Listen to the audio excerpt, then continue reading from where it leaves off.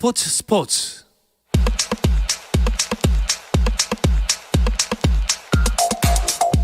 금요일 저녁입니다.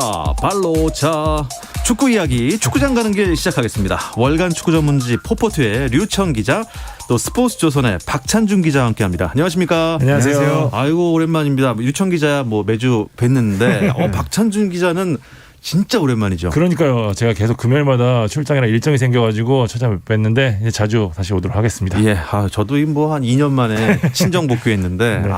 돌아오니까 너무 좋아요. 저는 스포츠 키드니까요. 그리고 박찬준 기자는 제가 소문으로 들었는데 본캐는 기자시고 부캐가 래퍼시라면서요. 예전에 그랬었습니다. 예. 제가 그만두는 날 제가 자작 랩을 하기로 했었습니다. 맞습니다. 자, 올림픽 대표팀 이야기부터 나눠보겠습니다. 김학범 감독이 며칠 전에 기자회견을 열었는데 어떤 내용이었나요? 일단 올림픽이 이제 80여일 앞으로 다가왔고 지난 28일에 파주 NFC에서 기자회견을 열었습니다. 일단 김학범 감독이 이날 하고 싶은 말을 상당히 많이 했는데 네. 일단 허심탄회하게 얘기하고 싶다고 했고요. 허심탄회하게 얘기하고 싶다는 거는 6월에 국내에서 친선전을 할 수 있게 대통령께 뭔가 청원을 올린 듯한 이야기도 했었고, 그리고 벤투 감독과 대한축구협회에도 이야기를 했습니다. 지금까지는 지금 선수들을 겹치면 대표팀에 다 A 대표팀에 보내줬는데 네. 계속 양보해줬으니 6월에는 이제 얼마 안 남았으니 네. 나에게 양보를 해달라. 이렇게 두 가지 가장 큰 주제를 던졌습니다. 저는 사실 올림픽 대표팀과 이제 그야말로 국대가 있지 않습니까? 저는 사실 어느 대표팀이 더 잘하는 건지는 모르겠어요. 나이 차이인가? 실력 차는 아닌 것 같고요. 글쎄요. 일단 조편성을 한번 보죠. 지난주에도 뭐 얘기했지만 이 예선에 전승을 할 수 있는 조편성이 됐어요. 맞습니다. 제가 사실 근데 어제 제가 올림픽 대표팀 관계자랑 점심 식사를 같이 했는데 사실 이런 시각을 가장 경계하더라고요. 일단 뭐 몇몇만 보면은 온두라스, 뉴질랜드, 루마니아 심리적으로는 해볼 만한 팀들인 건 좀 분명하거든요. 근데 상대적으로 어린 선수들이라 오히려 좀 한 번 꼬이면 오히려 더 수렁에 빠질 수 있었던 게 사실 지난 리우 올림픽 때 저희가 온두라스전 다들 맞습니다. 기억하실 텐데 8강전에서 그런 경험을 한 적이 있잖아요. 물론 우리가 경계했던 강호들이 모두 빠진 만큼 3승도 가능하긴 하거든요. 근데 뭐 상대를 자세히 뜯어보면 김학범 감독도 이야기를 했지만 루마니아는 유럽 예선에서 크로아티아, 잉글랜드를 꺾고 올라간 팀이고요. 온두라스도 사실 미국 대표팀이 사실 그때 당시에 황금 멤버로 불렸던 팀이었는데 그 팀을 꺾고 올라갔단 말이에요. 그러니까 이 연령대에서는 뭐 어떤 가능성도 열리기 때문에 섣부른 낙관은 뭐 자칫 화를 불러일으킬 수도 있다 하지만 잘 풀린다면 사상 최초로 조별리그 전승도 가능할 만한 조편성이긴 하다. 이렇게 정리하겠습니다. 공은 둥글고 결과는 아무도 모릅니다. 이게 이제 죽음의 조 피했다고 소위 나대면 이게 문제가 생길 수도 있어요.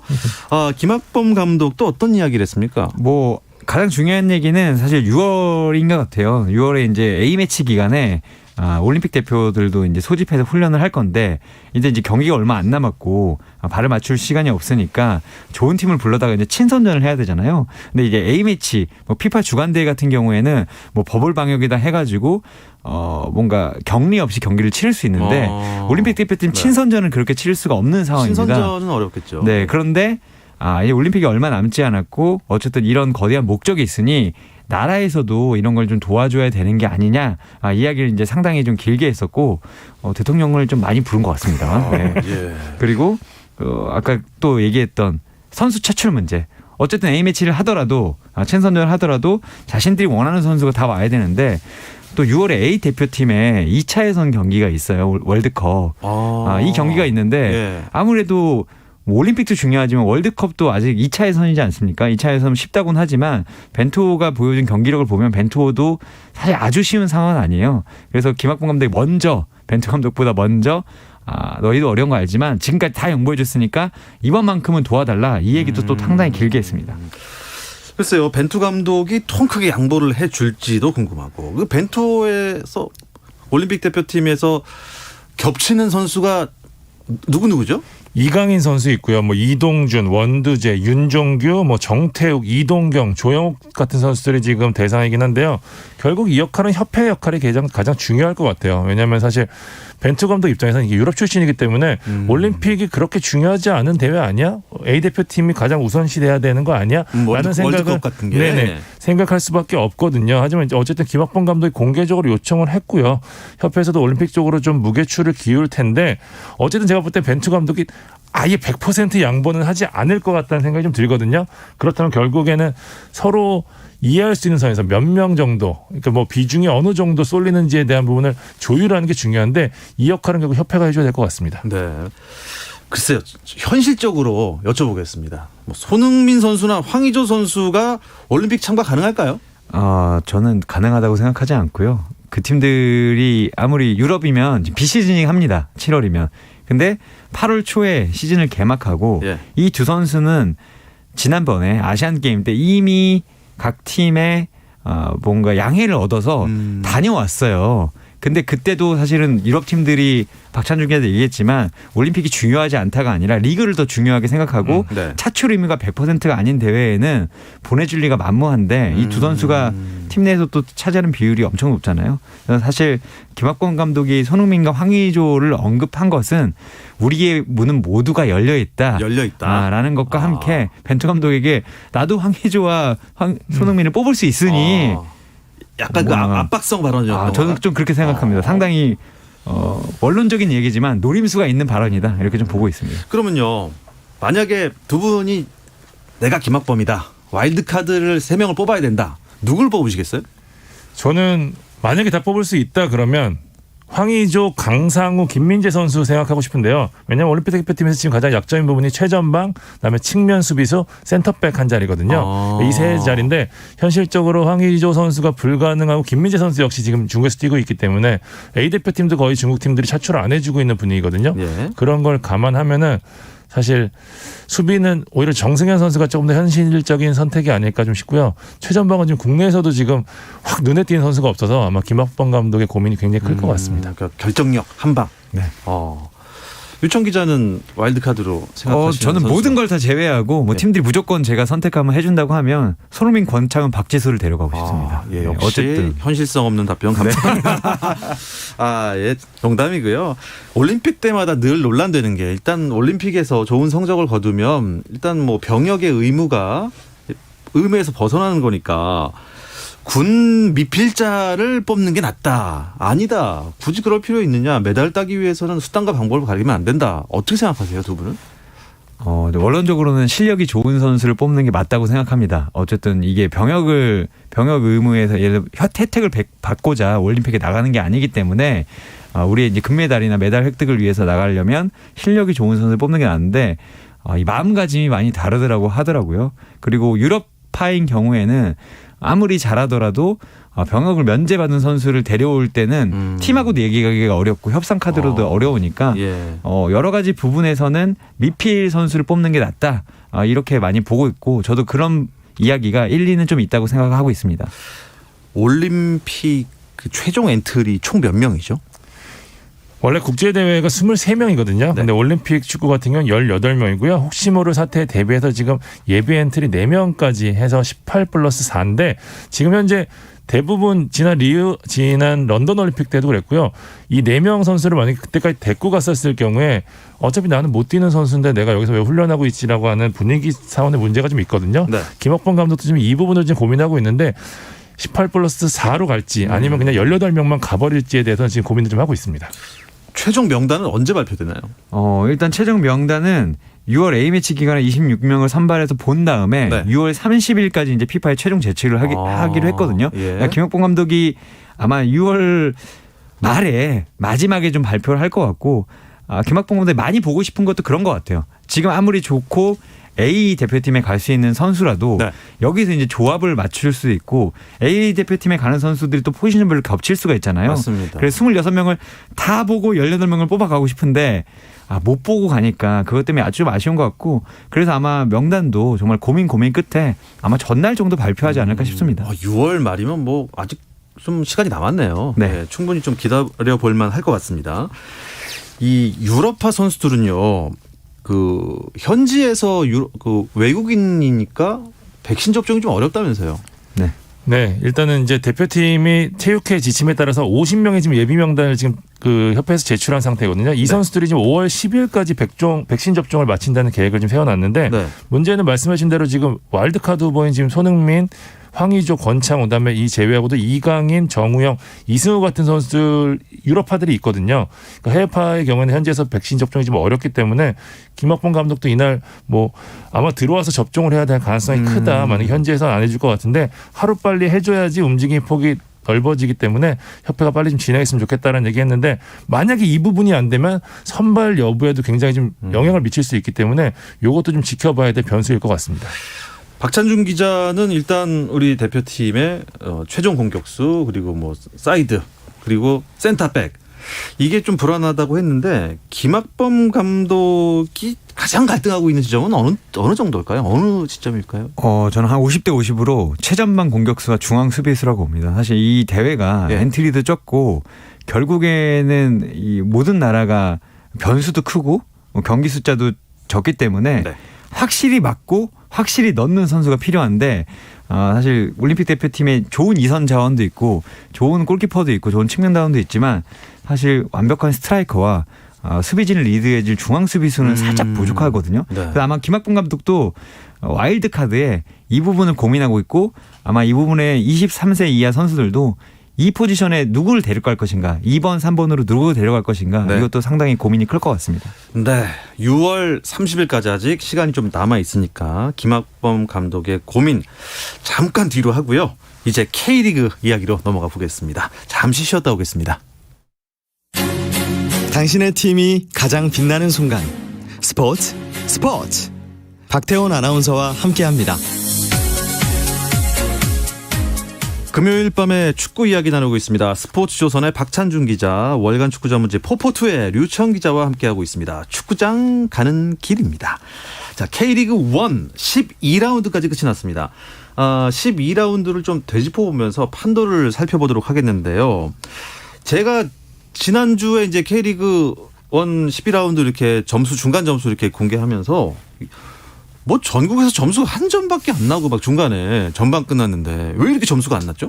팬들이 010 축구라고 하더라고요. 한 골밖에 안 나는 그라운드가 많아서 12라운드 6경기에서 단 6골만 터졌는데 지난 2014년 30라운드에서 4골이 나온 이래로 최소 득점이라고 하더라고요. 진짜 이렇게 결과를 보니까 이 디지털인데요. 네. 0과 1로만 돼 있네요. 이진법 축구라고도 하는데 네, 일단 뭐 여러 이유가 있겠지만 빡빡한 일정으로 인한 체력 저하도 있을 수 있고요. 뭐 두 번째는 치열한 순위 싸움 때문에 뭐 3백을 구사하며 지지 않는 축구를 각 팀들이 하고 있는 점도 있고 세 번째는 사실 마무리 역할을 외국인 선수들이 해주는데 지금 뽑힌 외국인 새롭게 들어온 외국인 선수들 중에 제 몫을 해주는 선수들이 거의 없거든요.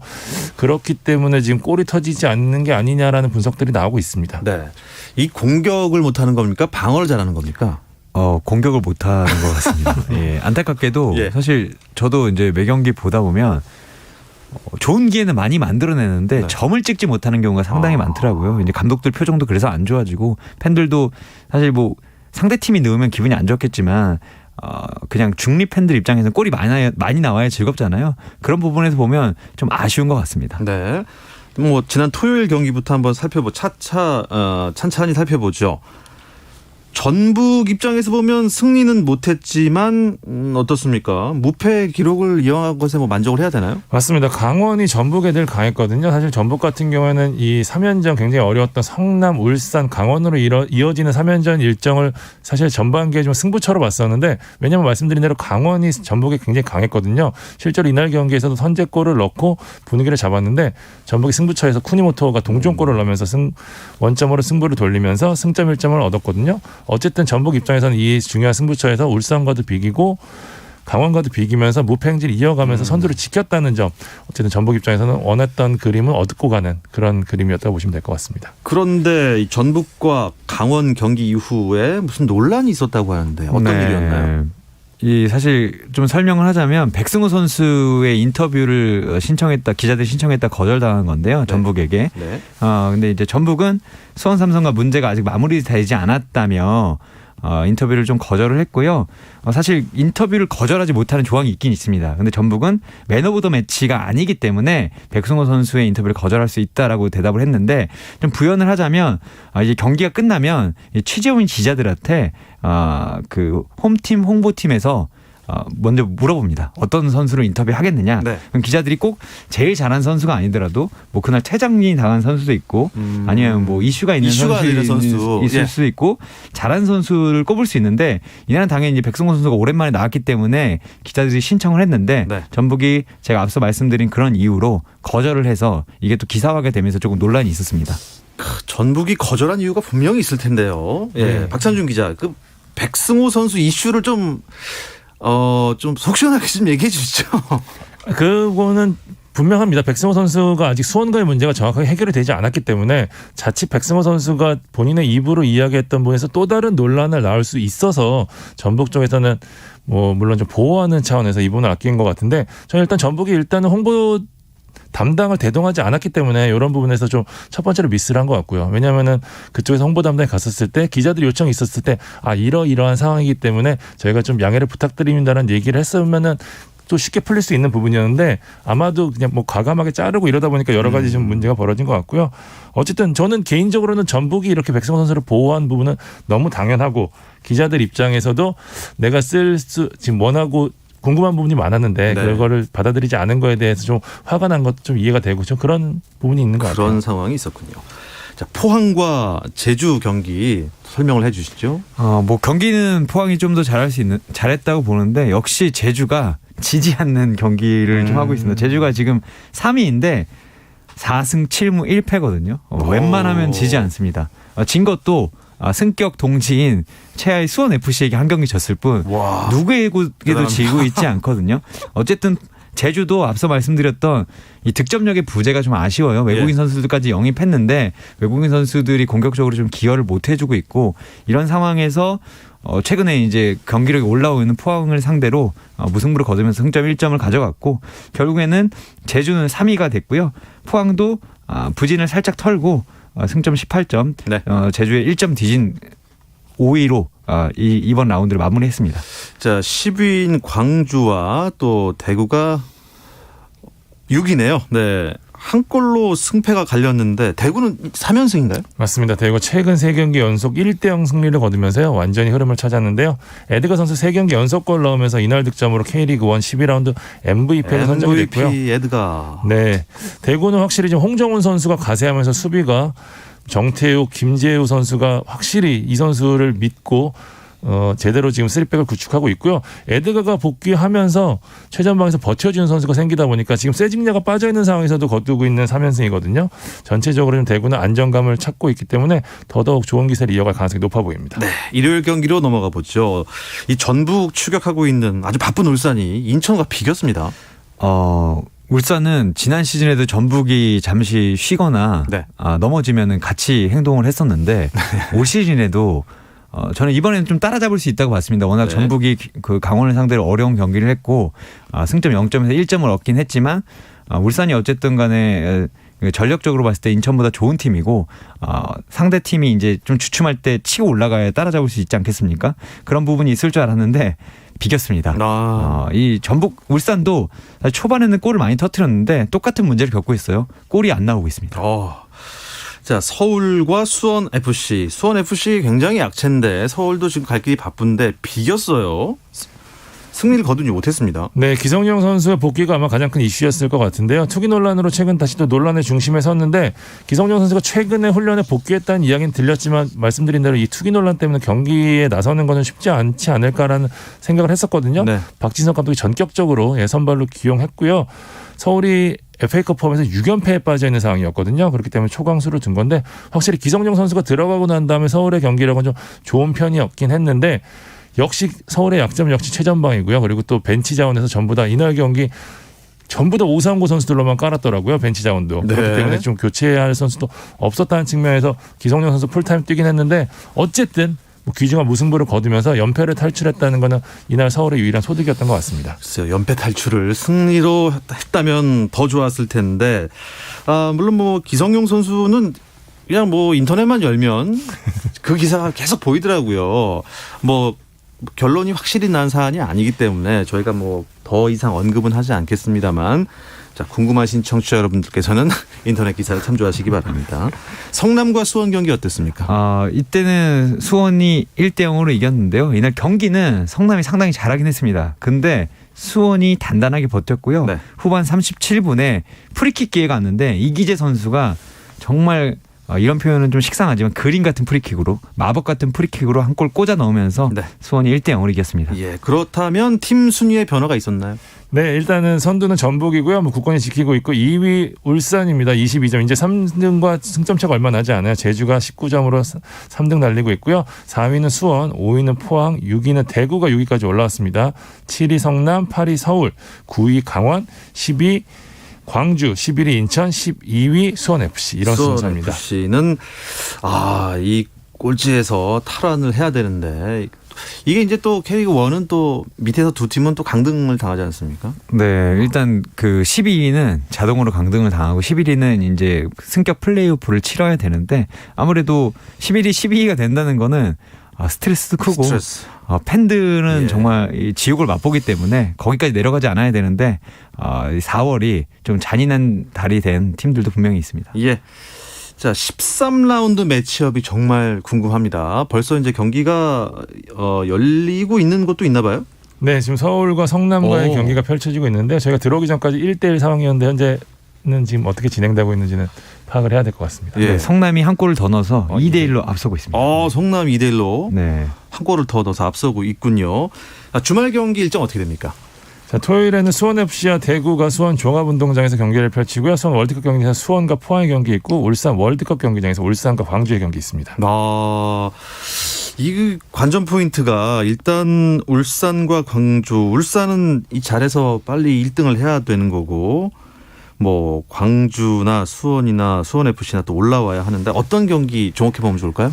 저는 수원FC와 대구 경기가 좀 궁금합니다. 사실 수원FC가 지난 경기에 비기기도 했지만 2분 만에 이제 선수를 교체했다는 비난을 엄청나게 받았거든요. 네. 수원FC는 U22 선수가 딴 팀에 비해서 이제 부족한 데다가 선수들이 부상을 당해서 어쩔 수밖에 뺄 수 없다라는 이제 김도균 감독의 얘기가 있었는데도 불구하고 상당히 이제 비판이 많았어요. 근데 이제 팀 성적이 좋으면 비판해봐도 괜찮은데 지금 최하이지 않겠습니까? 네. 이런 팀이 3연승을 달리고 있는 대구를 맞아서 그러니까요. 승점을 얻느냐 못 얻느냐가 이 5월로 넘어가는 그 과정이 상당히 중요할 것 같아서 저는 이 경기를 좀 지켜보고 싶습니다. 자, 4연승이냐 아니면 부진을 꺾느냐 수원FC와 대구의 토요일 경기 기대를 해보겠습니다. 자, 일요일 관전 포인트 알려주시죠. 일요일에 두 경기 열리는데요. 전북과 제주전 있고요. 인천과 강원 경기 있는데 역시 전북 제주전 재밌을 것 같습니다. 재밌을 것 같네요. 네, 전북이 가장 화력이 좋은 팀이고 제주는 가장 수비가 좋은 팀 중에 하나인데요. 사실 지난 경기에서는 전북이 로테이션을 단행하면서도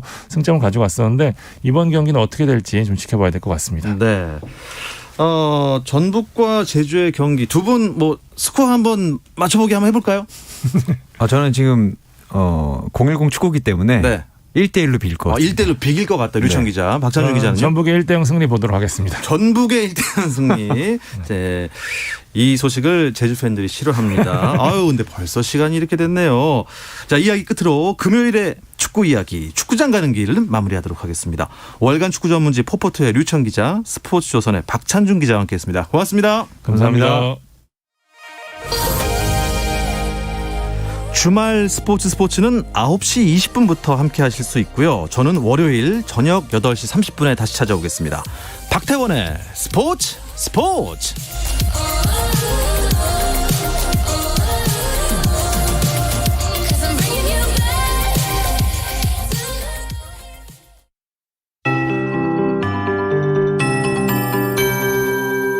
KBS 58분 날씨.